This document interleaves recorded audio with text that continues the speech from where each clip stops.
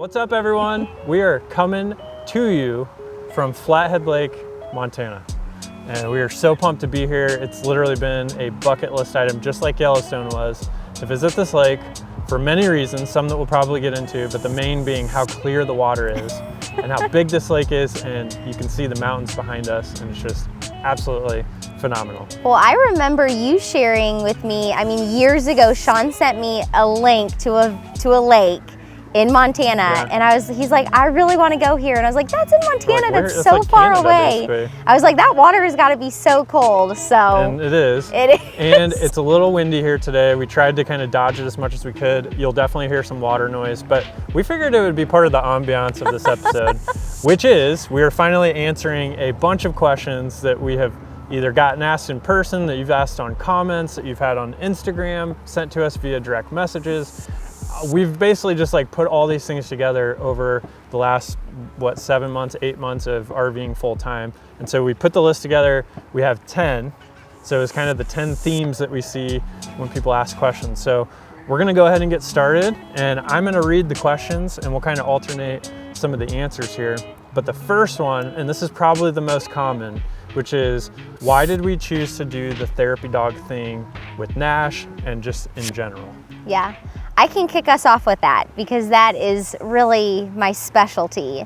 To rewind a little bit, we had a golden retriever, Bo, for those of you that don't know, and he was an angel. His heart was so full of gold. He's a good dog. He would have been the perfect therapy dog, and we always wanted to do therapy work with him, but he had really bad hips and knees, so walking long distances was really, really hard for him. Yeah, it was tough. So we knew that it wasn't fair to him. So we knew once Bo went to be with the Lord and went to heaven that we wanted to do therapy work with the next golden that we got. So when Nash came along, and when we got through all of his initial training just for obedience, we started working with him to try to find a nonprofit to work with. And we started and stopped the process twice. It was so confusing. I didn't really know where to start. I didn't know what training to do. And it finally took us meeting a very wonderful gal in Nashville that took us by the hand, guided us through that process, and we started serving with Nash in fall of 2019. But we knew, Sean and I looked at each other the night that we got done volunteering, the first night, and we're like, this is it. This is our family thing that we are going to be giving back to. This is our legacy. This is how we're going to serve our community. So we started working with Nash, and honestly, we just fell in love with it. And shortly after that, we launched Nashies, which we give 100% of our profits for our dog treats back to therapy dog groups in the communities across the United States.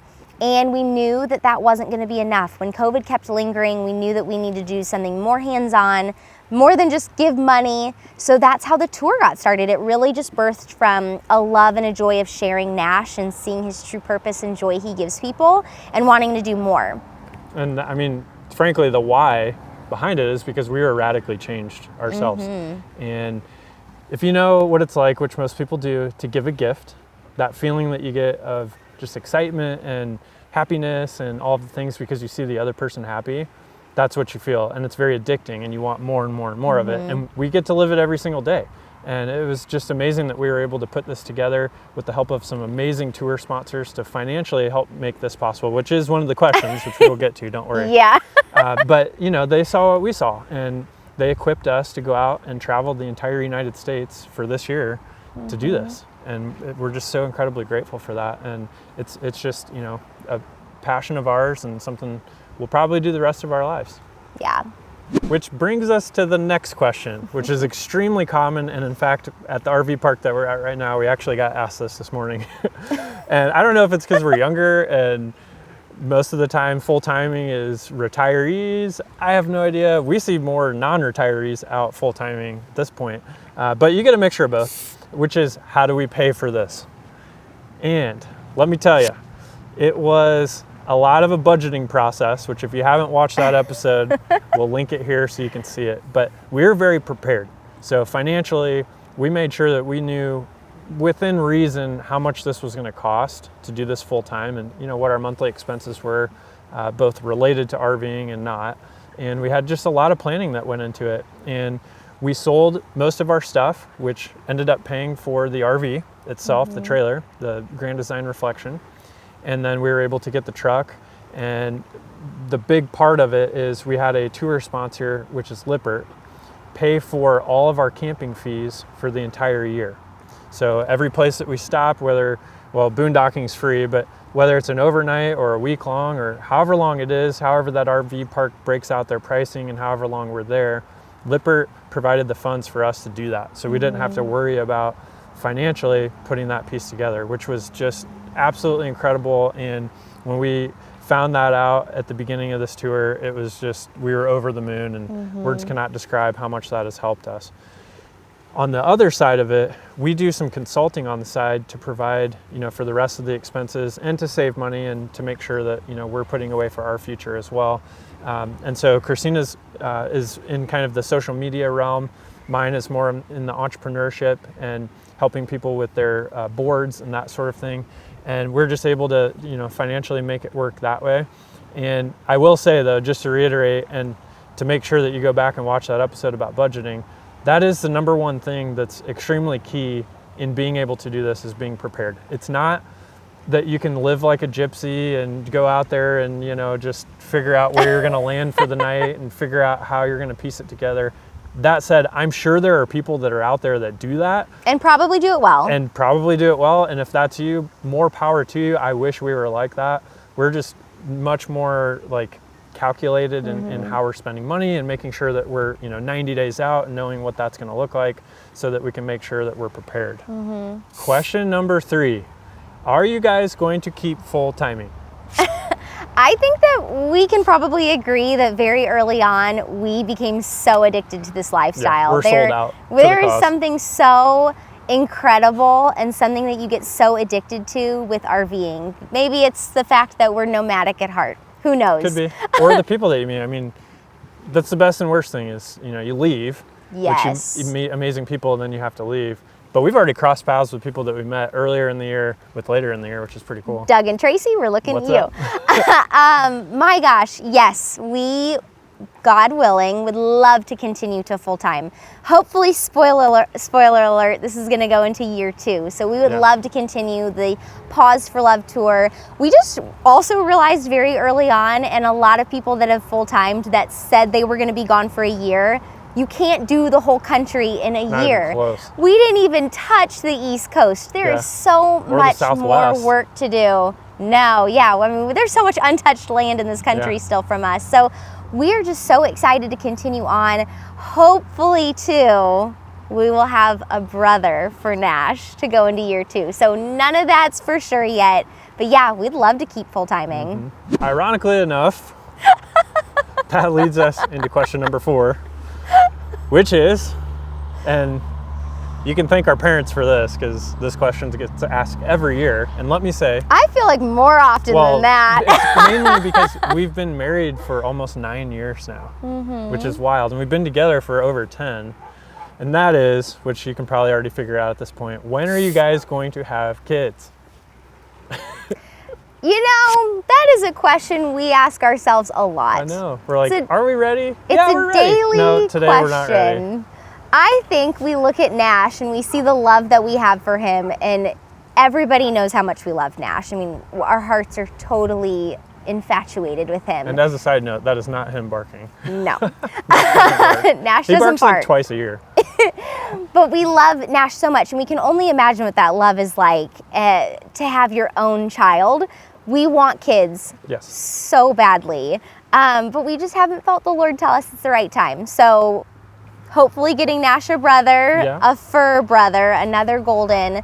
But yeah, you will know when we have kids, which we probably should hop on that bandwagon. So next up on the list is a question we do get very frequently, which is, how does Nash do on drive days? Easy answer. He actually loves them. I do think he has fallen in love with drive days. Yeah, we have a little setup for him in the back seat. He's got his bed, which is like 4-inch thick memory foam mattress material. He's got a huge area. I mean, these Ford F-350s are massive in the back seats, and we flip the back seat up so it's actually a flat floor, and he's able to sit there for extended periods of time extremely comfortably. And frankly, I would say if we have a, let's say, 4-hour drive day, he's sleeping probably 3 hours and 45 minutes, which is only because we would go, let him out to the bathroom on our breaks Yes. and all that. And sometimes it's so cute. Sometimes he'll pop his head up and you can like feel him breathing on yeah, you. we always know when he's up because it smells differently, which is his beautiful breath. And we're like, oh, Nash is up. And then you look back and he's like, just loving it. It's so cute. But he is a true champion. I mean, we have thrown him in the car in so many situations, and we did not just start RVing and throw him in the truck and say, good luck, buddy. Yeah. I mean, we really have been travelers since he was a tiny pup. I'll never forget the very first time he spent the night in a hotel room. It had been his longest drive, which at that point was only 2 hours long. And we took him to a hotel room for the first night, and he was so out of sorts. So we learned a lot from that. Yeah, but he does so good. I mean, as you saw in Yellowstone, that poor boy had to be in the truck for 6 hours, 7 hours. Ever. And of course with potty breaks, but he's just a champion. I mean, he would much rather be with us than be stuck alone at the RV. And so I think if you were to ask him, it's probably not his top choice, but he'll do it. Yeah. Next up, number 6, which is definitely a fun one. This one has become a little less frequent, and I don't know if it's just recently that we're out west, but it is. What has been the favorite place you've visited so far? And I can almost guarantee you ours are probably different.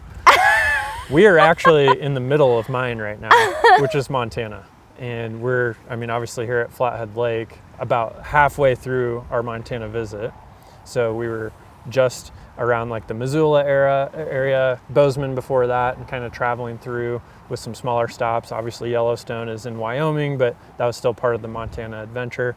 And we're going to Glacier, and we'll be there, actually we're leaving tomorrow, but by the time you see this, we'll be there at the moment that you're watching this.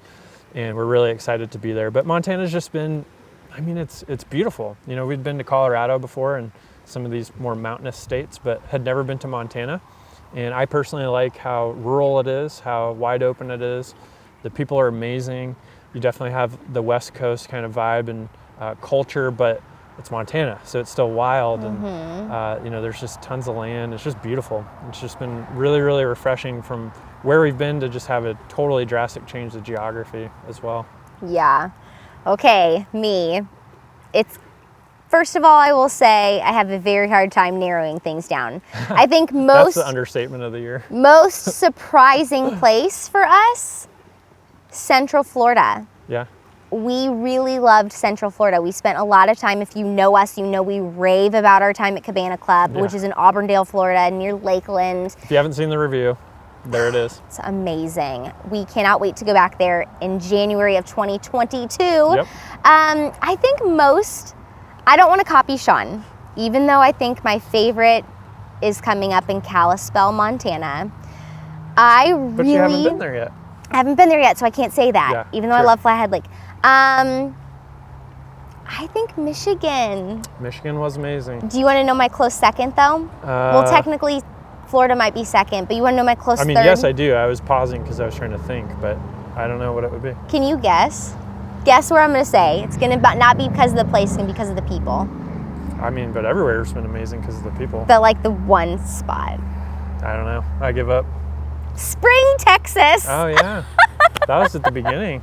Our very first RV park that we went to, we met the most incredible people. It was amazing. And honestly, I literally cannot wait to go back to Texas to spend time with them because we love them so much. Yeah, that was a good time. It just is a very fine-knit community, and they all winter there, and then they go out for the summer, and then they come back to each other. Yeah, and cool. They did Sunday family dinners. And so Houston is literally the biggest city I've ever been to. Yeah, but it was like Spring is just north of that, but with that group, yep. Top notch. Next up on the list, number 7. What is the one thing you wish you knew before you started RVing? I'll go first on this one. And it's kind of a theme, we'll say. It's not necessarily one thing because there's many things that could make this up, but it's more of a theme, and you'll understand when I say it, which is making sure that your setup, that your rig setup is really dialed in for your lifestyle. Ooh, and that's good. Particularly because when we first started out, we were having some issues with how long this travel trailer is. It's 38 feet, technically 37.11, but that's really long for a bumper pole travel trailer, and especially that not being a fifth wheel. And there were just some settings around like the sway bar with some of the sway issues we were dealing with. The axles having a little bit of sag on them, just because of the yeah. weight, and just some, smaller things. And it was just, I didn't realize how important those things were to have like really, really dialed in, not only for comfort and convenience, but for safety. And thankfully with Lippert and the amount of products that they sell that go into these RVs, we were able to work with their team and just completely diagnose like where these issues were coming from and completely eliminate them. And as soon as we did, that's why I'm saying it's the one thing I wish that I knew, was to get that dialed in at the beginning, because it was a night and day difference. And once we made that switch, it was just so much safer, so much better, and something that I wish we just honestly would have been able to do from day one. Yeah. What's yours? I did notice an instant change in you too with drivability. Oh yeah, I was more confident, and it's just, because it was safer at the end of the day. Less irritable when driving. Yeah, that too. What I wish that I knew before starting this journey was how bad internet can be. And let me tell you, we had lightning speed internet at our house. Not thanks to me at all. If you know me, I do not understand that stuff, but Sean does. And he has set us up the best that he can right now, which you can share in a second what we have. But that's been the most frustrating. And like Sean said, we do consulting work. We're uploading YouTube videos. And there has been a few times, one specifically this past week, where we did not have any internet and Sean had to go sit. Yeah, I drove like 20 minutes to a McDonald's, which, by the way, like, not a tangent here, but McDonald's, that's the place to go. Honestly, like, go buy a Coke for $1 or whatever it is, $1.50, and you could sit in there and their internet was blazing. It was like 100 megs down and like 30 megs up, and it was amazing, like faster than Starbucks in my opinion. But anyways, yeah, internet I think has been my biggest issue, especially because I stream my workouts, and there is nothing worse than pumping yourself up to do a workout and then not having to have it buffer. And you're just like, well, shoot, I'm just gonna go eat a cookie. And we still are working on the solution here. I mean, we have some good hardware. We've got a MoFi 4500 cellular router, and we match that with T-Mobile, and then we've got Verizon for backup as well. But it's unreliable with cell service like this. And I'm really hoping that the Starlink thing, which a lot of people have talked about with Elon Musk's company, that they launch all the cool satellites in space, and they're figuring out how to make literally high-speed internet available anywhere in the world. That could be a complete game changer, not just for countries like the United States that have rural areas, but for third world countries as well, having access to something in modern day that's, it's not a basic need like food or water, but it's pretty close at this point in time. Question number 8 is, what does the Bible verse mean on the side of your RV? And we actually have it in 2 spots. We've got it on the door on the passenger side, and then over on the driver's side as well. And it is 2 Corinthians chapter 1, verse 4. And we took it from the Message translation, which is, he comes alongside us when we go through hard times. And before you know it, he brings us alongside someone else who's going through hard times, so that we can be there for that person just as God was there for us. And when we first started putting this whole idea of this tour together, that was the verse that just kept coming up over and over and over. And we just felt it really just hit close to home. And we've been through some tough times ourselves, and we know what it's like to lose loved ones and lose dogs, and just have issues in life. And we just felt that that was so much a beacon for what we were doing, that we could just go and serve and volunteer for the entire year that we had planned this tour, and just live radically generous with our time and be there for people that were in need, and use Nash as a therapy dog, as a tool to have those conversations. Number 9, which sometimes comes in the form of a question, sometimes it's us having to correct somebody. And the question form is Nash a service dog? And the answer to that is no. Nash is actually a therapy dog, and there is a huge difference between service dogs, therapy dogs, and emotional support animals, also called ESA. Now, we have made a huge video series with the help of our friend Tara, and we will link that as well so that you can watch that if you're interested. But no, Nash is not a service dog. Service dogs are actually assigned to one specific person to help with a specific psychiatric or physical disability. So if someone struggles with epilepsy or has PTSD, that dog serves as a helpmate to that one person. Nash does not do that for us. Nash goes out into the community and loves as many people as possible, and that is his main role. Last but certainly not least, number 10, and this happens pretty much daily. What RV is under your wrap? And, which we have it linked in descriptions in different areas, so you may have seen it, you may have not, but it is actually a Grand Design Reflection 315 RLTS travel trailer. And we absolutely love this thing. We got super, super lucky finding this because when we were out shopping for RVs, we were so naive. Like, honestly, we didn't even know what we didn't even know. Naive and so overwhelmed. Yeah, oh my gosh. I mean, we looked at, which we won't name brands or models, but we looked at travel trailers that are definitely meant for more weekend use. And because of like insulation and just the way that they're built, you don't have to build them, you know, like you're gonna live in them full time. And we almost bought one of those. And looking back on it, we would have been pretty miserable, honestly, especially with the debacle in Texas, which a lot of people have seen that video. And that was pretty much at the beginning of our journey as RV newbies. But yeah, it wouldn't have been the best tool, which RVs are tools. It wouldn't have been the best tool for how we were traveling for that year. And we've just absolutely loved this Grand Design. Any issue that we've had has been fixed pretty much immediately.